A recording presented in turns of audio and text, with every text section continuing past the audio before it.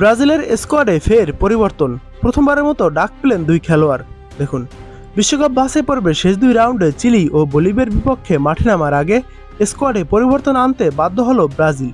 চোটের কারণে ছিটকে গেছেন ম্যানচেস্টার ইউনাইটেডের ফরওয়ার্ড ম্যাথিউস কুনহা।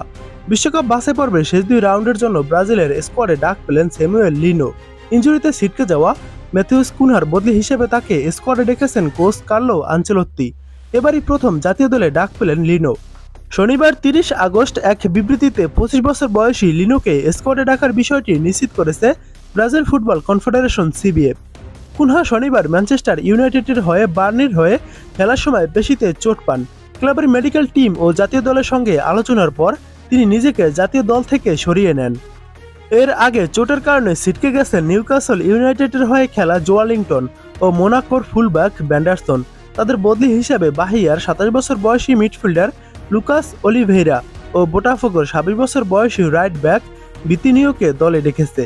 এবারই প্রথম জাতীয় দলে ডাক পেয়েছেন তারা। আগামী বৃহস্পতিবার ৪ সেপ্টেম্বর চিলির মুখোমুখি হবে ব্রাজিল। এরপর ১০ সেপ্টেম্বর ৫ বারের বিশ্ব চ্যাম্পিয়নরা বাছাই পর্বের শেষ ম্যাচ খেলবে বলিভিয়ার বিপক্ষে। এর মধ্যে বিশ্বকাপ খেলা নিশ্চিত হয়ে গেছে ব্রাজিলের।